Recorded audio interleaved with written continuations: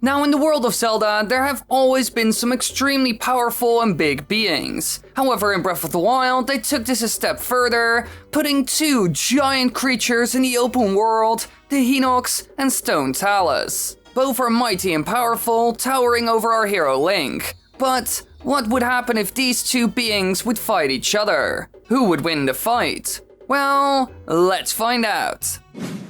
Dr.Wily.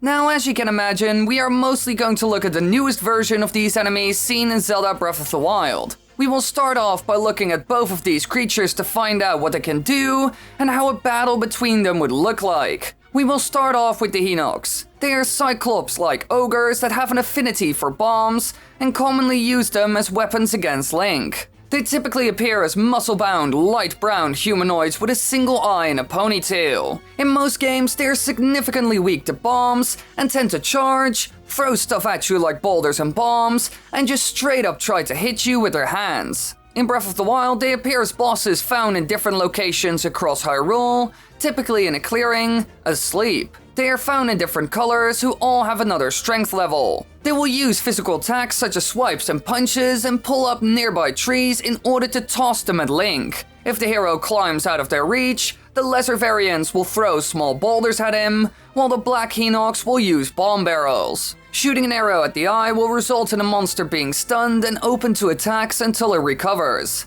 But at some point they will cover their eye to block further arrow shots as best they can. Now in the other corner we have the even tougher Stone Talus, a seemingly normal rock that comes to life to attack you. They are fairly large and can deal huge amounts of damage, but are very slow moving, even slower than a Hinox. They can use their large arm structures to punch and swipe across the ground, dealing heavy damage to the impacted area. They can also fall forward and crash their entire body into the ground, or launch large fragments of their rocky frame at you. And it can regenerate those lost body parts, so it can keep going. To defeat it, you need to attack the ore deposit on its back, usually located on top or at the back of it. Using a double-handed weapon or bomb arrows deals tons of damage to these creatures, and is certainly their weakness. There are also two other variants, one ice and the other fire, that deal extra damage and can't really be touched. Now if these two ended up in a real battle, then who would win this epic fight?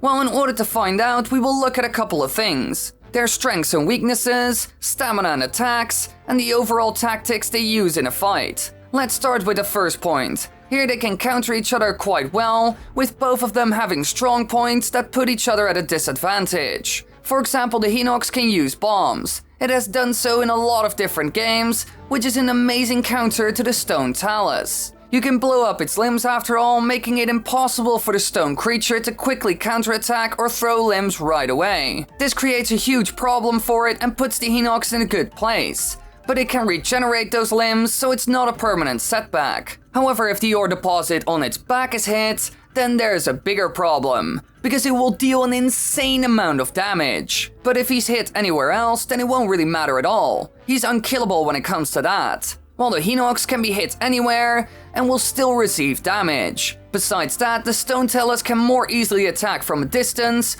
by throwing parts of its body. So they both have things that put him at an advantage and a disadvantage. However, since the Hinoxes can use bombs, they have a higher chance here of winning. If it just manages to get one spot on the ore deposit, the Stone Talus will lose a gigantic portion of its health. So for this, I would say the Hinox takes this round, although it's not an easy win for the creature. Now for our next point, their stamina and attacks. Who will last longer and is more versatile in combat? Well, both of them have similar attacks in ways, like the swipes they do, or throwing rocks, trees, or other things. However, there's one gigantic advantage for the Stone Talus. It only has one small weak point at the back, and can almost always do ranged attacks. While the Hinox needs to look for something to throw, can be hit anywhere, and even has a weak spot being its eye. So while his bombs help, he does have more weaknesses than the Stone Talus, and also less options when it comes down to it. The endurance of the Stone Talus is also a lot better than the Hinox.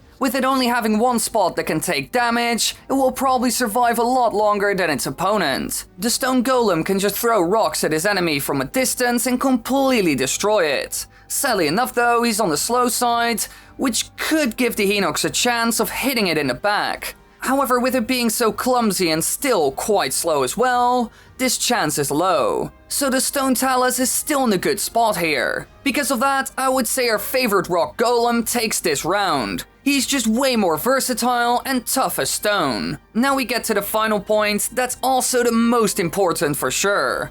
The tactics they will likely use during their fight. When looking at an average stone Talus battle, you will see that it will throw its arms at you quite quickly. And if you get close, you will be smacked right away. It will also try to face you, making the ore deposit even harder to hit, which is already hard to get to no matter the angle. The reason why Link tends to win this fight is mostly because he can climb on top of it and go underneath it to climb from the back. The Hinox can't really do this, giving him a slim chance of actually getting behind him.